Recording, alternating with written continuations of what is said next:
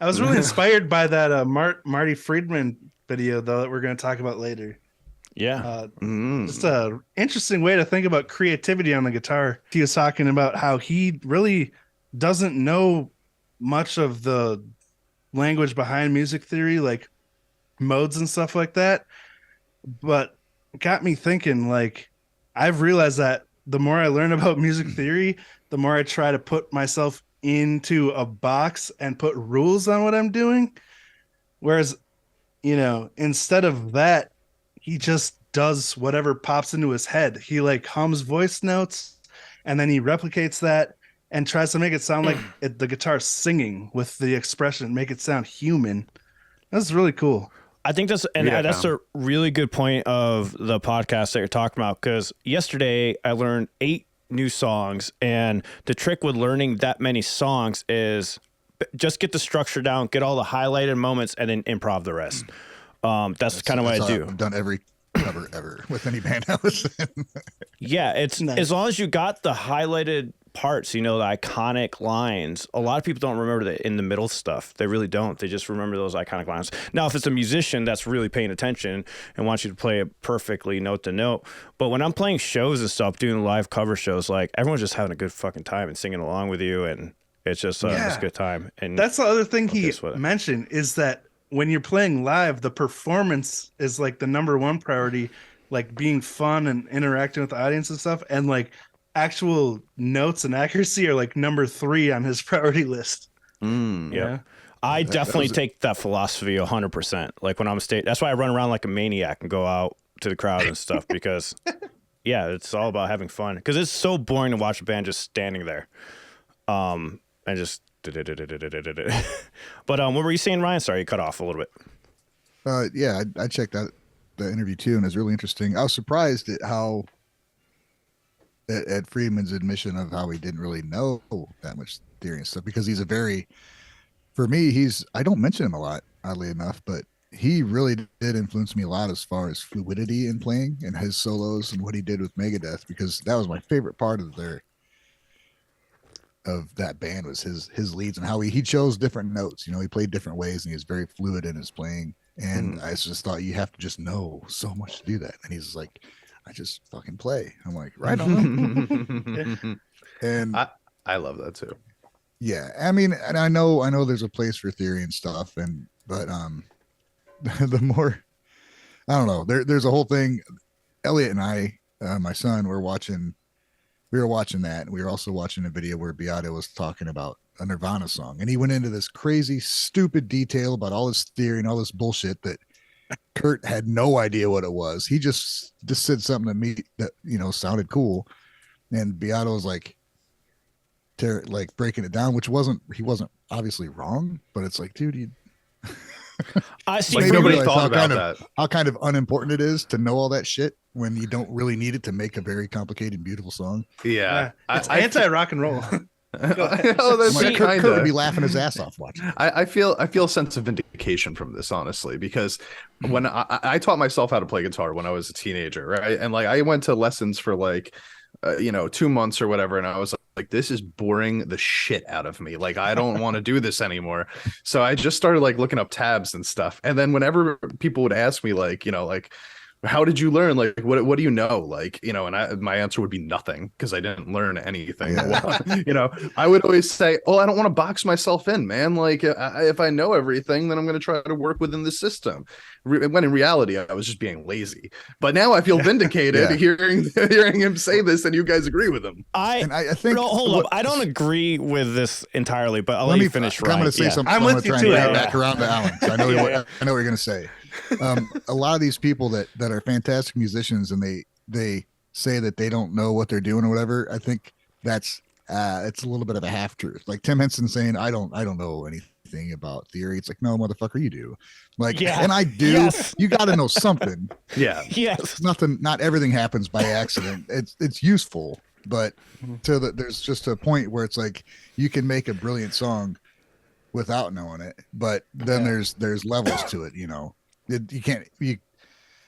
there's a limit to complexity of a song you can do, but I don't know. Yeah. I mean, I'm not saying it's useless. I'm just saying Also some of these consistency. people that make a living off Yeah. of just being really smart with theory and explaining things. That's just what they do.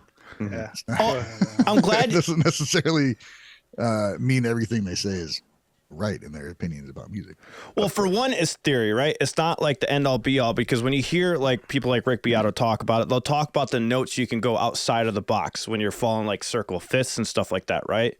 But what I liked about theory is that actually helped my writing, because sometimes I would box myself up into genres that I was in. But since we've been learning Japanese music and stuff, now I've been relying less on theory, because I would rely on theory to break me out of my norm. You know what I mean? I learn a bunch of new chords in a theory way, and then like, okay, I want to expand my catalog, and then like Champ was saying, I'd get bored while learning the theory, and I would just start writing a song, because my mind was like, "Fuck this, let's write a song." But it somehow There it is. implemented all the new stuff that I was learning in the process. Create inspiration. Yeah, I like it for inspiration. I never solely base on it, and I agree with Ryan about saying like they all know some kind of theory. Like I'm not the best with theory. I'm really not. I'm very mediocre at it. I use my ear and just like flow into the patterns I need to. I just know the key for the most part, and then I go off of there. But my favorite thing about it is like going outside of the box. Like I live to go outside the box. So I love doing that. Shit. Yeah. Yeah. I go ahead, champ. I was just going to say, I do, to follow up on what I said before about being vindicated. I also, you know, I'm half joking, because I do find myself, if I do feel like picking up a guitar and writing something, I see limits to how quickly I could do things, because I don't know exactly where I should go from step one to step two. And a lot of the times I still feel like I have to figure that out, while I feel like people that do know theory can instantly get to that spot. So I could get there eventually using just my ears, but it's going to take me a lot longer because I don't have that knowledge. See, Yeah, I told my son that just yesterday, because he's talking about like, we got like jazz guitar or whatever, and he's like, I don't know if I want to take it. I'm like, do it, because exactly said, I can figure stuff out, but it's going to take me longer. If you have knowledge, then you'll kind of know where to go. But then I also went to one of my friends like several months ago, and who plays guitar, he's giving lessons. I'm like, hey, I want to come and learn some shit, and he's like, what? yeah. He's like, he's like, honestly, I just told you I gave you a lesson because I just wanted to hang out with you and jam. He's like, what do you want to learn? I'm like, I just theory and stuff, so it's easier to know where to go and everything. And he started showing me stuff, and then I kind of knew, but I just didn't know what to call it. He's You like, kind I of can't naturally already, if you've played for long enough, you naturally know kind of where you're supposed to go, what you're supposed to do. But he's like, I can't really show you much other than like names and stuff. And he goes, I think it would be better if you just keep doing what you're doing. And that's kind of what I mean when people, they know stuff, they've been playing enough, and they've played a lot of things that they know things, but they don't realize they know things, maybe. Mhm. Yeah, like when that's true. When I go in and teach theory to students, my biggest thing is like you have to be able to work out songs, you know? And I think that's the best way to learn is when you start learning by ear. And that's something that I forgot to do for the first 26 years of my life, you know? Use your ear first. Yeah, I would start playing with 16, so I started with tablature, and I really regret doing that. I really wish I just like listened to the song and then try to figure it out. I didn't start doing that until in my 20s. And I think that's the biggest thing, because when you start doing it by ear like Ryan did, I think you just start unlocking the theory without you even knowing it. And then when you start throwing the names on there, it could confuse you and keep you in that box even faster. But it depends on the person, you know? It really does. But I think it's a faster way to communicate with other musicians, because that was the biggest reward for me when I was learning theory. I didn't start learning until I was like 26. So when I started learning at 26, I remember going back to the Rick Beato videos and be like, oh my God, I understand what he's saying. Like, it was exciting, which motivated me in a way to teach other people in a fun way of how to learn theory, because there is easier ways to learn theory. A lot of people go like the complicated route, like music instructors, like they make it boring as fuck. Like they really do. Like it's not even. But that's like every intriguing. teacher, right? Like it's hard to be a teacher and get the people that you're teaching to really feel interested all the time, right? And it's just another subject to learn. Yeah. See, That's why I always like make it a goal to like, let me teach you this, and you're gonna be already playing tons of shit right away in like the next 10 minutes. You know, if they have fretting down at least. If you can play simple things, I love having those students because it's easy to get them to like open their mind or like, oh my god, it's that easy. Because a lot of people make it seem so hard. But there is ways to make it very simplified, and you can make it more complicated and stuff going forward. You know? I think it's really like it's really good for the base of like if you're going to start writing a song, right? Like from just to get that base of the song down, the skeleton of the song. Theory is really useful, and even a very basic theory is really useful. You know what I mean? Just to know how to construct the song itself. I feel like a lot of the stuff afterwards, you know, the stuff that they add in afterwards, you know, little adjustments they make to the song. A lot of that for me would at least come more from like, okay, I have the bass that's already written down, and now I'm just going to use my ears to figure out what sounds the best over these individual parts. Like, I feel like theory is more useful to me in the beginning of writing songs rather than like the ending of putting songs together. Would you guys agree with it or no? Yeah. Oh, man, I think what I found when I'd sit down with somebody like an old guitar player I used to play with, he was a fucking genius when it came to any of this stuff, but it did limit him. Like, we couldn't just sit and just jam without him just like going all analytical about it. I'm like, dude, just fucking play. Can you just play? Yeah. But like, it comes in handy when you want to add something to a song. You're like, what can I add to this? If you can grasp a little bit of theory, and like it'll help you, like, oh, I can do this or I can do that. You can stumble on it by just trying different shit. But if you know some of that inherently, then it's like, oh, okay, well, I can add this, I can do that, arpeggios, whatever. I don't know. See, but that concept right there, I feel like that's what kind of separates it from uniqueness. It's like if you do know that stuff, right? Like you could just throw those arpeggios on there or something like that because you know that it makes sense in that moment. But then arpeggios aren't theory. Well, I know, but my fucking knowledge is. Yeah. Well, whatever you're using, you know, any basic theory concept, you know, like you're using a concept rather than, so you are inherently in a bit of a box right there if you're going to digress to that in that moment. So, which is why I feel like the end of the songs is more important to have that emotion into it. That's like less analytical, more like I'm going to do everything I can to make the message that I'm trying to get across, rather than the base of the song. You know what I mean? Yeah. No, this is such a complicated topic because, like you're saying, you need that human element. But I do want to back up a little bit from where I was. Like, theory really helps if you want a certain sound, you know where to go to get it. You can communicate with other musicians who know theory really easily to improv and jam together on the spot. And also, if you're feeling like creatively dead, you can just noodle around on, you know, whatever sound you want. And eventually you'll accidentally improv yourself into something cool. Yeah. But like you said, it doesn't really matter in the long run for creating something unique, because if you are putting yourself in that box, you're never going to come up with anything that is unique or your own voice. Because I was guilty of this when I first started learning theory. I got really excited about it. I was doing the same thing you were just talking about, Ryan, talking almost too much about theory and analyzing it. And because I was excited with what I was learning, but like at the end of the day, when I'm writing something, and it inspired new songs too, knowing that theory, getting cool different sounds and stuff. But I felt weird because one of the notes I had put in my song wasn't in that scale, and I was like, maybe I should just play the note that's actually in the scale. But then people were like, no, dude, just do whatever sounds good. And I was like, yeah, you're right.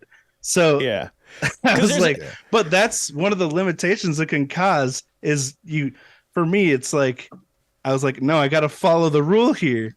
And then I was like, no, that's so stupid because I'm going to sound like other people. And how much do the notes matter compared to the way you play them? Because the way you play them is what really gives it your voice, you know, the rhythm and the accentuation of the notes.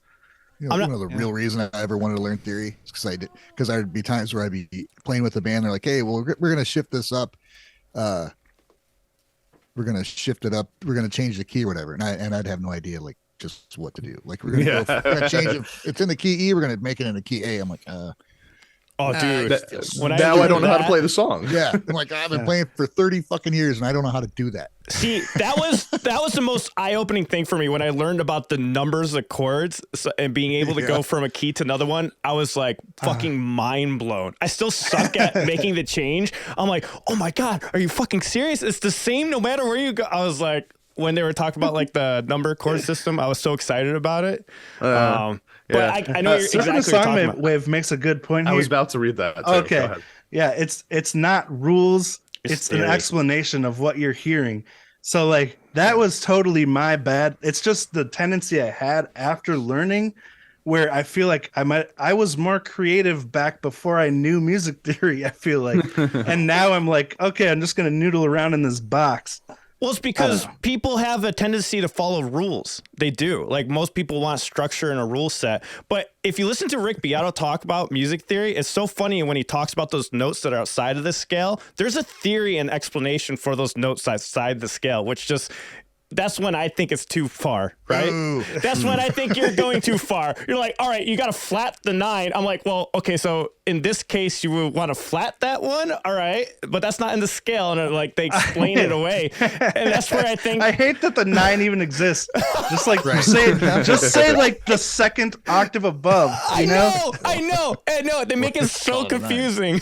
They make it really Somebody confusing. Explain what a 9 is. Go ahead. Let's see if somebody can explain what a 9 is. There's only 8, technically 8 notes in a. Yeah. Well, so I guess 7 like notes in a scale. A high root or something.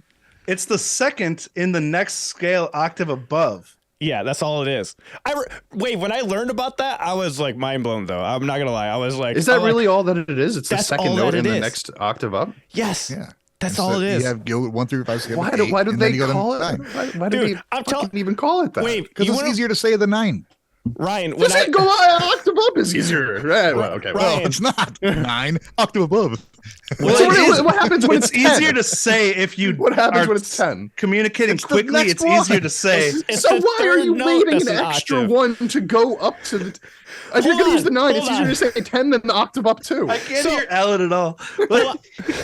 Guys, hold on. It's funny that like Champ's freaking out. You know, my students freak out on me just like Champ when I explain this to him. They're like, "Are you fucking serious? That's all it is?"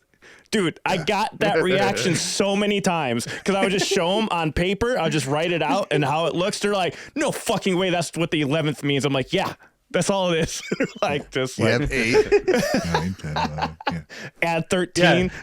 Just for context, 8 is the same note as the 1, but the next octave. Exactly. So here's my next question then. So if you want to go up an octave, but you want to go up to like the 7th note in the next octave, are you going to be like, this is the 17th?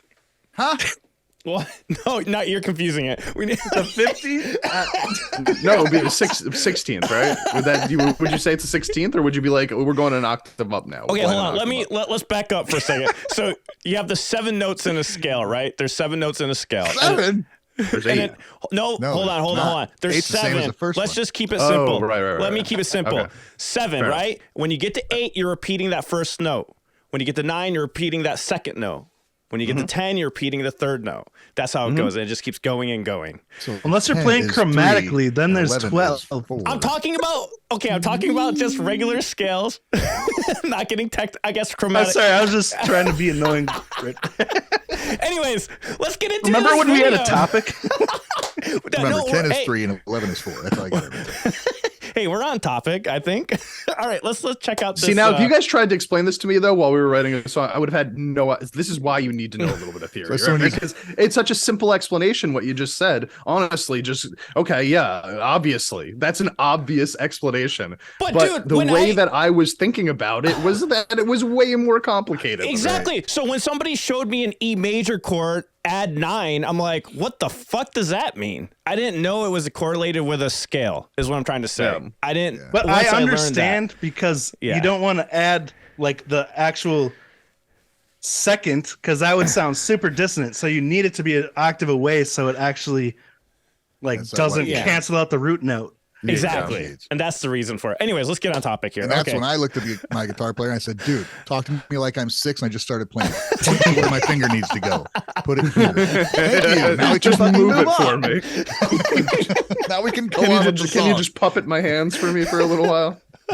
Oh my God. No math on Sundays, says Cynical. Hey, don't worry. Anybody in the chat that doesn't know what the fuck we're talking about, don't worry. I don't know what the fuck we're talking about either. Hey guys, thank you for watching. The Gaijin guys this year are really trying to up our game in the Japanese music news space. So we really rely on our Patreon supporters and our members over here on YouTube. So thank you so much. So if you guys can help, consider becoming a Patreon supporter or a member. And you also get exclusive group reactions from all of the guys. Stay awesome, everyone. See you in the next one. See you.